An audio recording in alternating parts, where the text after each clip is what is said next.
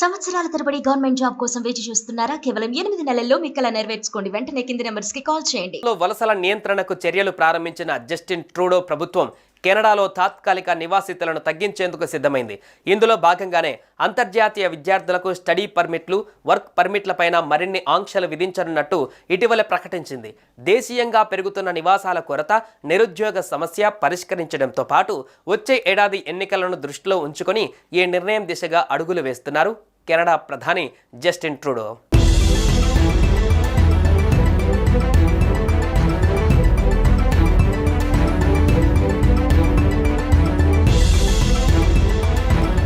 వచ్చే ఏడాది చివరి నాటికి లక్షలాది విదేశీయుల టెంపరరీ వీసా పర్మిట్ల గడువు ముగియనున్నట్లు ట్రూడో సర్కార్ వెల్లడించింది. దీంతో అనేక మంది స్వచ్ఛందంగా దేశం వీడతారని అంచనా వేస్తున్నామని కెనడా విదేశాంగ మంత్రి మార్క్ మిల్లర్ తెలిపారు.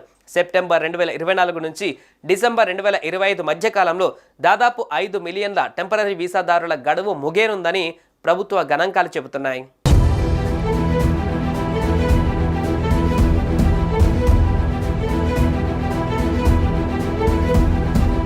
ఇదే విషయాన్ని కామన్స్ ఇమిగ్రేషన్ కమిటీ ముందు కన్జర్వేటివ్ ఎంపీ టామ్ మియాక్ లేవనెత్తారు. దేశంలో వలసల నియంత్రణకు చర్యలు ప్రారంభించిన జస్టిన్ ట్రూడో ప్రభుత్వం కెనడాలో తాత్కాలిక నివాసితులను తగ్గించేందుకు సిద్ధమైంది. ఇందులో భాగంగానే అంతర్జాతీయ విద్యార్థులకు స్టడీ పర్మిట్లు, వర్క్ పర్మిట్లపైన మరిన్ని ఆంక్షలు విధించనున్నట్టు ఇటీవల ప్రకటించింది. దేశీయంగా పెరుగుతున్న నివాసాల కొరత, నిరుద్యోగ సమస్య పరిష్కరించడంతో పాటు వచ్చే ఏడాది ఎన్నికలను దృష్టిలో ఉంచుకొని ఈ నిర్ణయం దిశగా అడుగులు వేస్తున్నారు కెనడా ప్రధాని జస్టిన్ ట్రూడో.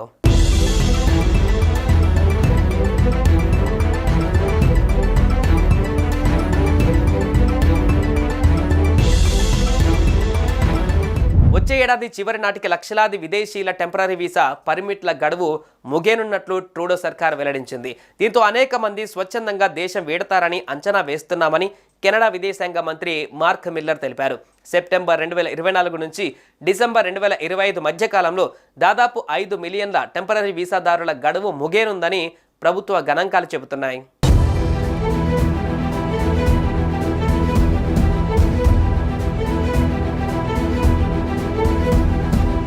ఇదే విషయాన్ని కామన్స్ ఇమిగ్రేషన్ కమిటీ ముందు కన్జర్వేటివ్ ఎంపీ టామ్ మియాక్ లేవనెత్తారు.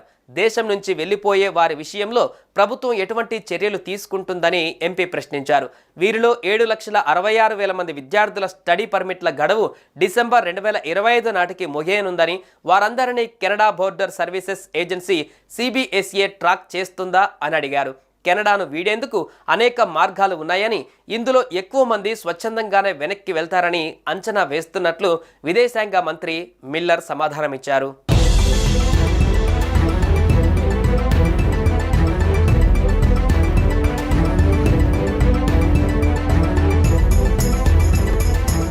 కానీ తాత్కాలిక వీసాదారులంతా దేశాన్ని వీడాల్సిన అవసరం లేదన్నారు. అందులో కొందరు రెన్యువల్ లేదా పోస్ట్ గ్రాడ్యుయేట్ కోసం దరఖాస్తు చేసుకునే అవకాశం ఉందని పేర్కొన్నారు. వాటి గడువు 9 నెలల నుంచి 3 ఏళ్ల వరకు ఉంటుందని అన్నారు. వీసా గడువు ముగిసినా ఇక్కడే అక్రమంగా ఉండిపోయే వారిపై చట్టపరమైన చర్యలకు సంబంధించిన అంశాన్ని CBSA పర్యవేక్షిస్తుందని తెలిపారు. మరోవైపు విపరీతంగా పెరిగిపోతున్న వలసలను కట్టడి చేయడానికి ట్రూడో ప్రభుత్వం కొత్త విధానం తీసుకువచ్చింది. వచ్చే 3 ఏళ్లలో శాశ్వతంగా తాత్కాలికంగా కెనడాకు వచ్చే వారి సంఖ్యను తగ్గించాలని లక్ష్యంగా పెట్టుకుంది.